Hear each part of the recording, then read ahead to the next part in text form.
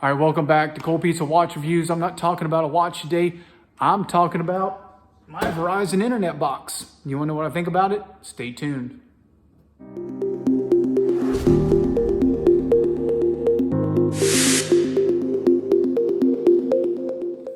All right, guys, I'm going to talk about my Verizon internet service. I've had this for about 3 weeks and what I think about it. So to start, this isn't the 5G. It's the 4G LTE. 5G wasn't available in my area.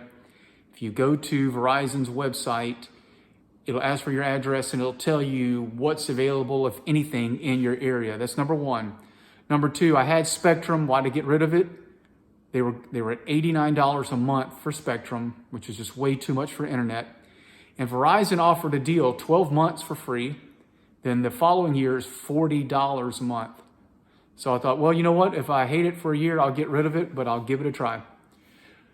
Setup is super easy, not a problem. It comes with a little card, walks you right through it. You don't need a tech to come out. You're up and going in minutes. The thing that I like about that is this is working off the cell towers. So if someone plows into a pole outside and takes out your Spectrum, your DSL, whatever you have, this can't go that way. This is working off the cell tower. So I like that it's not a wired system. It's pretty neat. You can hardwire into it. It's got Ethernet plugs in the back or run it all wirelessly. So I've got a pretty big house here. There's 2 stories. We're at 3,400 square feet. The signal was about the same as it was with the Spectrum as far as where you can log into the wireless in the house. We have a mesh network which just spreads that signal out throughout the house. It doesn't make it any faster. But that said, when I took it off the mesh network, I was seeing the signal was about the same as it was with my Spectrum router. So that's what you can experience. The speed is slower. Currently, I'm getting about 50, right under 50 megabytes per second, and that's with the 4G LTE. Spectrum, of course, was a lot faster, and I'm hoping the 5G comes available. But when I run the speed test, like right now, my download is 49 megabytes per second. Upload is 5 megabytes per second. You want to have like 10 to 12 megabytes per second per person. So right now, I've not really experienced any lagging. We're running all of our smart TVs off of this, iPads, cell phones, everything's running off of this right now. And I've been pretty satisfied with it. The only thing I've noticed is very slow upload speed. But that said, with as many people we have in the house running off of just this signal at 50 megabytes per second, it'll get you by, especially if you want to cut your bill or you're in a rural area and you have no service. The reason that we went with this is we have some grandparents that live way out in the middle of nowhere.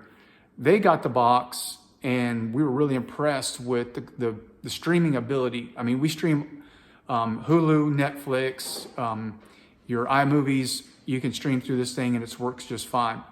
So I think that yes, you're gonna have the slow speed with the LTE, but we stream and don't seem to have any problems at all. If you've got a large house, you may want to invest in like a mesh network, which isn't that expensive. It's just an extender.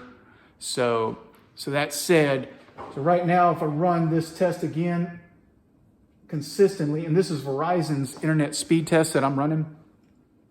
So you can go to Verizon's website and actually run a internet speed test.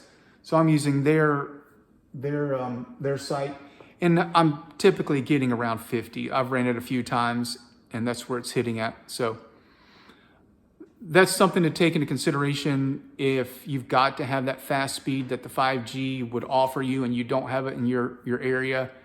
Then you may want to stick with the Spectrum, but pricing was kind of getting out of hand. So now it's running and it's saying 52, 53. It always seems to land right around 50, 49. You know, that's the only downside, but we're all running everything in this house. We typically have 4 or 5 people that are on this at any given time. Even our security system runs off of it. Our exterior cameras are running off of it. So slow speed, yes, but right now I don't want to give it back. I wouldn't go back to Spectrum, and they've called and offered a deal. So just putting that out there that you still might want to give it a try. Don't get locked into a contract. And if you're looking at the 4G, give it some time, play around with it. And it is going to be important where you place the router in your house.